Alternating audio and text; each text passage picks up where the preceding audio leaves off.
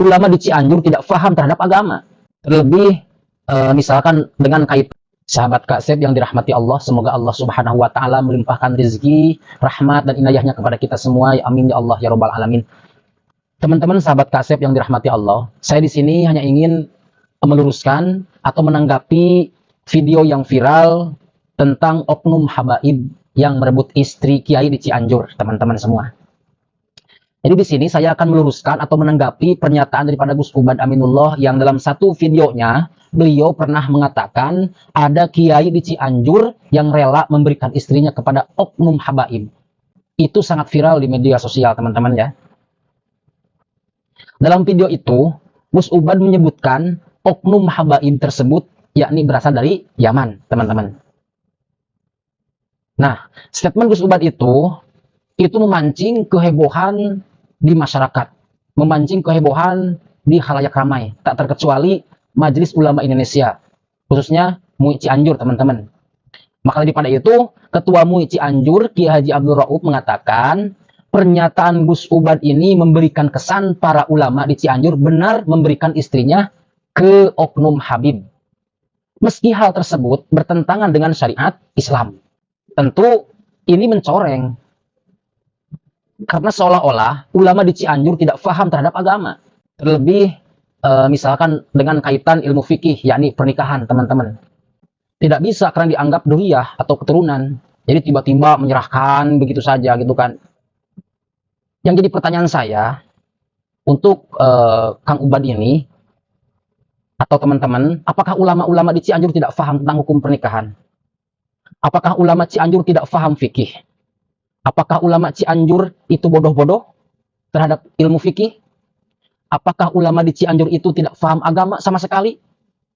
Padahal di Cianjur itu banyak pesantren yang sangat besar dan melahirkan ulama-ulama yang mumpuni.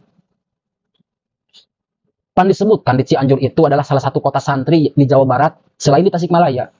Masa bab pernikahan tidak paham? Kalau memang kiai ini menyerahkan istrinya ke oknum habaib. Kalau memang.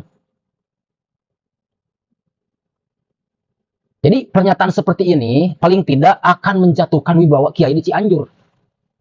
Kalau memang betul atau pernyataan seperti ini tuh akan membuat wibawa Cianjur atau wibawa kiai Cianjur itu jelek di mata masyarakat karena tidak paham agama. Kemudian Kiai Haji Abdul Rauf menilai Gus Ubad itu berbicara tanpa bukti kebenarannya. Bahkan pernyataan itu bisa disebut tidak masuk akal. Memang tidak masuk akal karena menganggap ulama-ulama di Cianjur itu tidak bisa agama, tidak paham agama. Ya secara logika saja tidak mungkin. Itu berlebihan. Misalkan mencintai seorang habib hingga memberikan istrinya. Tidak mungkin, tidak masuk akal. Karena saya paham kiai-kiai itu ulama-ulama, bilkhusus di Cianjur itu orang-orang yang alim, orang-orang yang istimewa.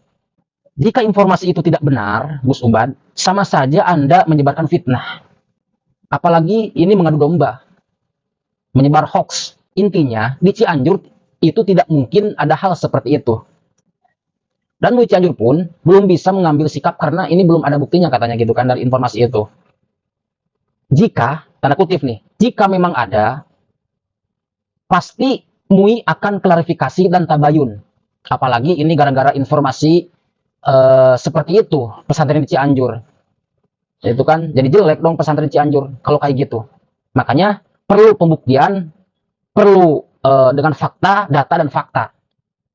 Intinya, kalau membuat pernyataan itu, Gus, itu harus dengan bukti. Kalau memang seperti itu atau pernyataan seperti itu tanpa bukti, itu hanya akan membuat orang-orang itu bertanya-tanya dan akan timbul fitnah. Apalagi jika setelah ditelusuri oleh MUI Cianjur, memang jika tidak ada berarti itu fitnah. Itu hoax, itu bohong. Jika mengarahkan bahwa itu terjadi pesantren besar, ya jangan sampai membuat orang-orang itu bertanya-tanya, Gus. Apalagi di Cianjur bukan hanya 1 atau 2 pesantren saja. Banyak di Cianjur itu pesantren. Kalau memang seperti itu, berarti oknum habaib atau oknum kiai tidak paham terhadap agama. karena alasan duriyah maka dikasihkan si istrinya. Tidak mungkin, Gus.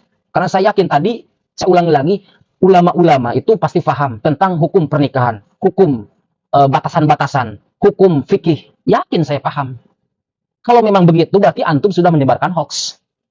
Saya takut kalau misalkan orang yang menyebarkan hoax itu, atau orang yang pembohong itu, saya takutkan termasuk ke dalam wailun, yakni neraka wel. Ada kan dalam ayatnya, fawailul lil mukadzibin.